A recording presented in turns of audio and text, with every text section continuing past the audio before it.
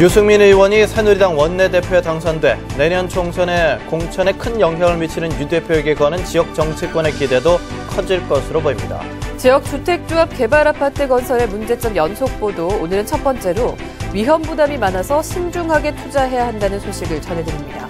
세계 자동차 시장에서 경량화와 연비 경쟁이 치열한 가운데 포스텍 연구진이 기존 재료보다 더 가볍고 튼튼한 철판 소재를 개발해냈습니다. 영주에 있는 동양대학교의 경기도 동두천시로의 이전에 속도가 붙으면서 영주에서는 지역 경제 비축을 우려하는 목소리가 커지고 있습니다.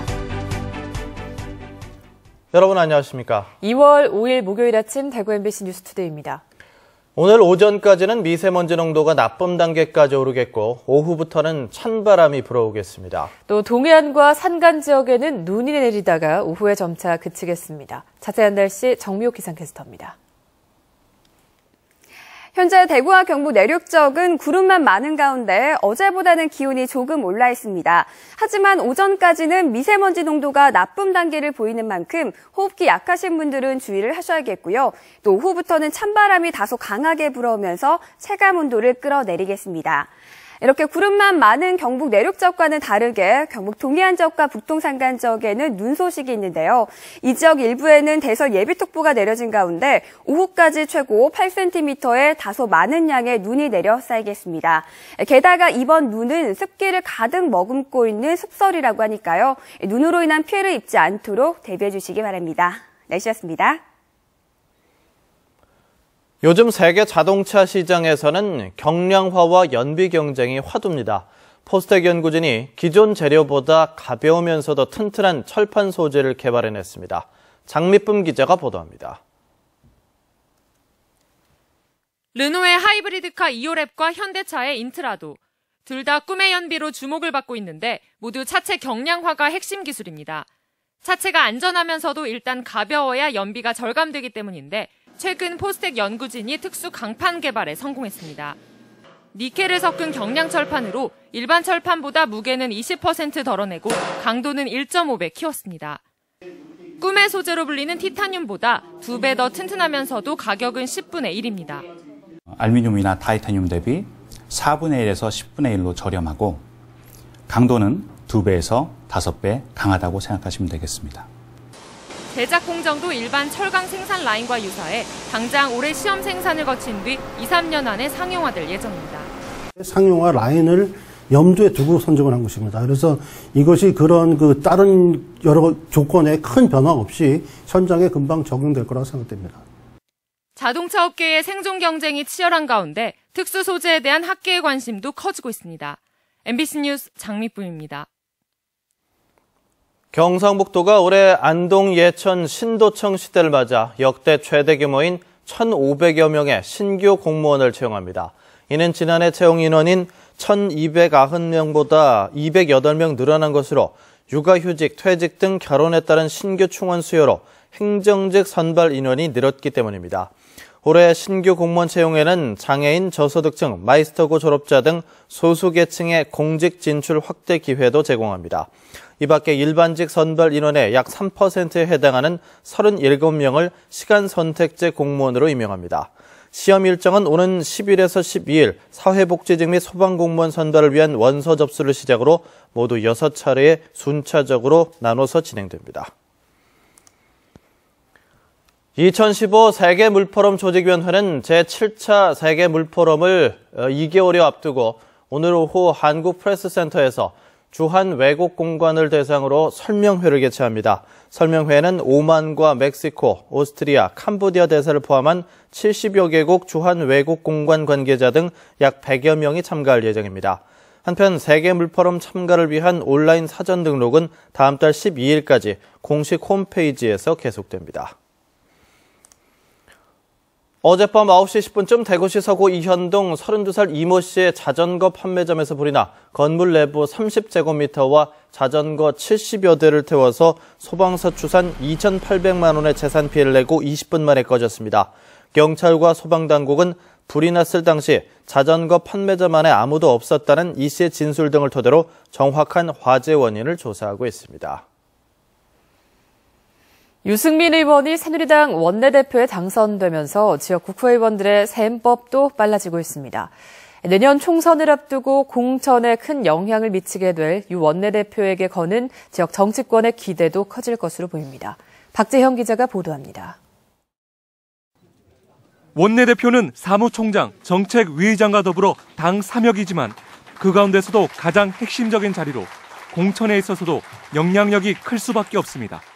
이제 원내 총무 시절에 그러니까 당 지도부가 공천권을 행사하던 옛날보다는 그 역할이나 힘이 많이 약화되었지만 그 힘이 아예 사라졌다고 말할 수는 없을 것 같습니다. 지역 국회의원들은 박근혜 정부의 성공을 위해 유승민 의원을 원내대표로 밀었다고 말하고 있지만 내년 총선에서 공천을 받으려는 의도도 강하게 작용한 것으로 보입니다. 공천심사위원회 큰 역할을 하리라 봅니다. 네. 우리 현재 대구 경북 의원들에 대한 많은 성원이 있을 거라고 믿고 있습니다. 그런 것들이 결국 좀 이렇게 표로 연결이 됐다고 이렇게 볼 수도 있는 거죠? 당연하겠죠. 예. 국민적 저항을 불러오고 있는 증세나 복지, 건강보험료 부과체계 개편 등 국정 현안들을 잘 마무리 짓는다면 유 원내대표의 입지도 더 단단해질 것으로 보입니다. 새누리당의 지지율을 끌어올리고 본인이 말씀대로 박근혜 대통령을 좀 끌어올리는 그런 역할을 한다면은 현역 의원이나 또 보면 정치 지망생들이 아무래도 유승민 의원 쪽으로 많이 기울 가능성을 배제할 수는 없을 겁니다. 유 원내대표가 당선 직후 지역 정치권의 구심점 바람막이 역할을 하고 지역 인재를 지키겠다는 소신을 밝히면서 내년 총선을 앞두고 유 원내대표를 향한 지역 의원들의 지지도 더욱 강해질 전망입니다. MBC 뉴스 박재영입니다. 새누리당 이철우 의원이 공동대표를 맡고 있는 국회 지방살리기 포럼이 국회 의정연수원으로부터 2014년도 우수 국회의원 연구단체로 선정됐습니다. 국회 지방살리기 포럼은 지난 2002년 9월에 이철우 의원이 지방의 정치, 경제, 문화적인 영향을 되살려 지역의 불균형을 해소하자는 취지에서 창립해 여야 의원 81명이 참여하고 있습니다. 지금까지 23차례 토론회를 열어서 중앙지방협력회의 설치 법률안과 정보 소외계층 차별금지 법률안 등 38건의 지방 관련 법률안을 발의했습니다. 지난해 지역에서 보험 관련 민원이 많이 늘었습니다. 금융감독원 대구지원이 지난해 접수한 3,400여 건의 민원을 분석한 결과 보험 관련 민원이 전체의 59.4%로 가장 많았고 지난해보다 26.4%가 늘었습니다. 특히 보험 상품을 제대로 설명하지 않는 등 보험 모집 과정에서의 민원이 절반 이상으로 집계됐습니다.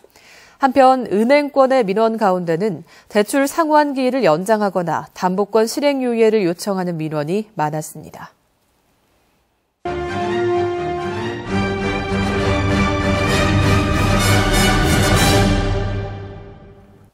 지역 주민이 주택조합을 구성해 땅을 사고 아파트를 짓는 지역 주택조합 아파트 개발 방식이 최근 대구에서도 도입이 됐는데요.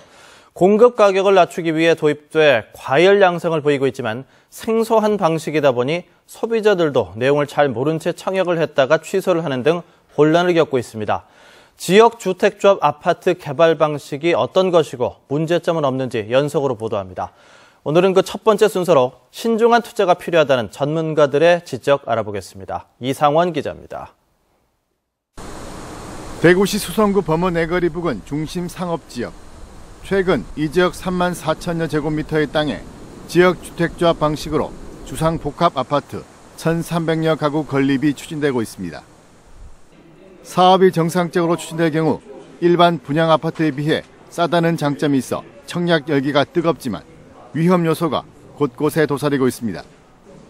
이 지역의 경우 1조 1천억 원에 이르는 사업비 가운데 절반에 가까운 5천억 원 정도를 상가 수익으로 산정하고 있습니다. 하지만 상가의 수익은 불투명해 상가 판매가 제대로 안 될 경우 그에 따른 책임은 조합원들이 져야 합니다. 상가가 안 팔린다, 안 된다 이러면은 건설사도 문제가 되고 이 금융 자체도 더 일으켜야 되겠죠. 그러면은 조합원들 자체가 결국은 돈을 더 내야 되겠죠. 설계 역시 업무 대행사의 일방적인 의견만 들어가 있는 상태여서 사업 승인 등 인허가 과정에서 사업 규모가 조정될 수 있습니다. 또 홍보관 건설, 광고 비용 등 사업 진행 과정에서 조합원들의 추가 부담액도 늘어날 여지가 있어 사업 참여를 결정하기 전에 사업 계획서를 면밀히 검토해 봐야 한다는 게 전문가들의 지적입니다. 조합원 분담금이 실제 납부되는 시점에서는 정확한 사업 계획서가 어떻게 돼 있고 그리고 토지 매입이 어떻게 돼 있는지 이 부분에 대해서 정확한 내용을 파악해야만이 피해를 최소화시킬 수 있다라고.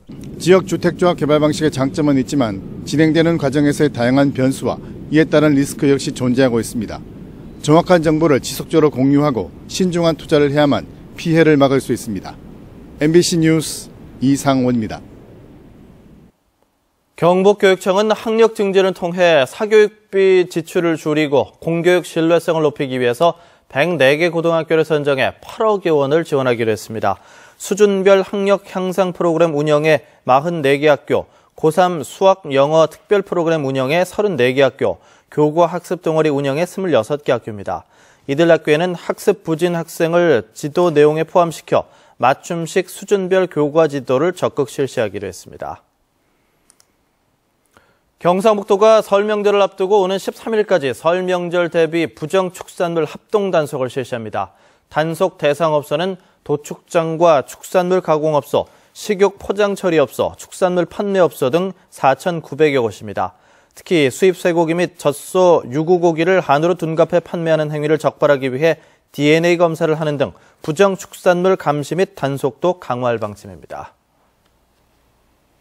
영주에 있는 동양대학교를 경기도 동두천시로 이전하는 데 속도가 붙고 있습니다. 동두천 캠퍼스는 당장 내년부터 학생을 받게 된다고 하는데 영주에서는 인구 감소와 함께 지역 경제 위축을 우려하는 목소리가 커지고 있습니다. 보도에 박은식 기자입니다.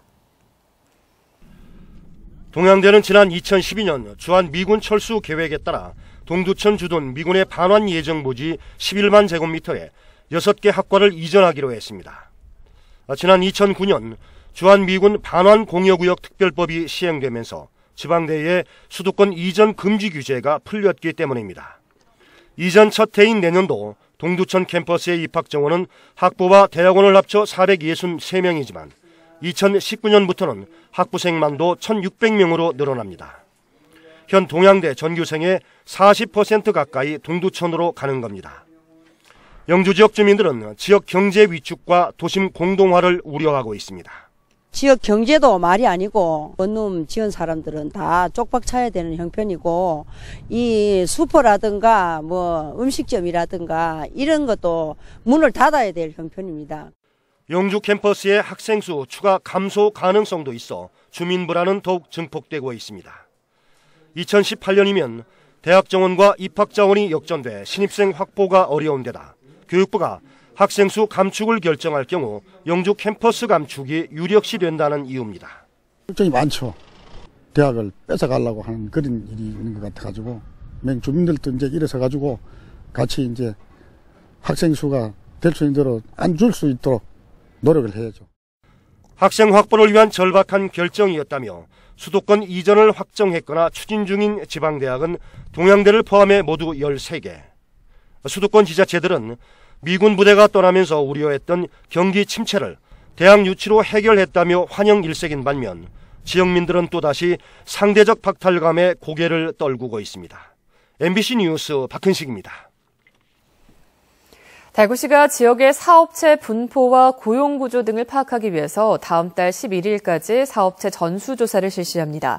이번 조사는 조사원들이 업체를 직접 방문하는 형태로 진행되는데 방문이 어려울 경우에는 우편과 인터넷 조사로 대체할 방침입니다.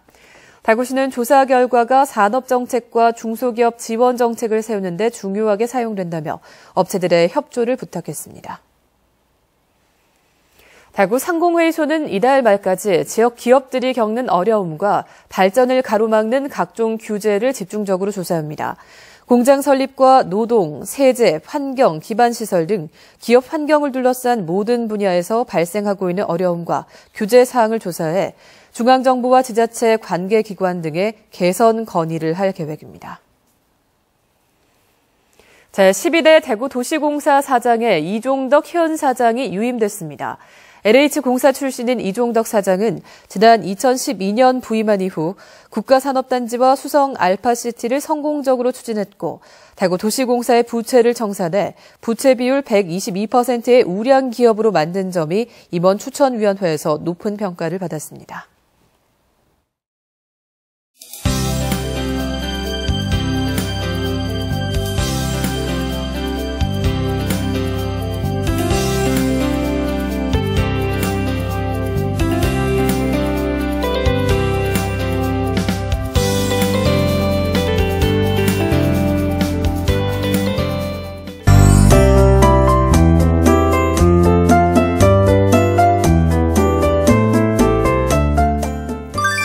대구와 경북 내륙 지역은 구름만 많은 가운데 어제보다는 기온이 조금 올라 있습니다. 하지만 오전까지는 미세먼지 농도가 나쁨 단계까지 오르니까요. 호흡기 약하신 분들은 주의를 하셔야겠고 또 오후부터는 찬바람이 다소 강하게 불어오면서 체감 온도를 끌어내리겠습니다.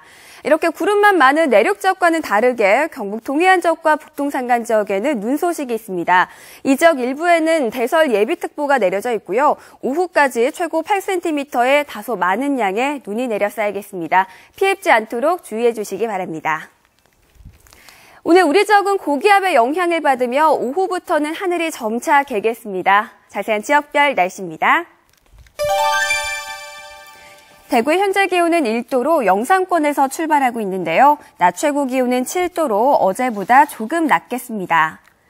문경과 상주의 현재 기온 마찬가지로 1도 보이고 있고요. 북부 지역은 현재 다른 지역보다 공기가 차가운 상태인데요. 한낮에는 5도 안팎이 예상됩니다. 흐린 하늘 보이고 있는 경북 동해안 지역은 현재 0도, 바다의 물결은 최고 4m로 높게 일겠습니다. 토요일까지는 대체로 맑은 하늘 보이는 가운데 외출하기 무난한 겨울 날씨가 이어지겠는데요. 하지만 일요일 낮부터는 기온이 크게 오르지 못하겠고 월요일에는 반짝 추위가 찾아오겠습니다. 날씨였습니다.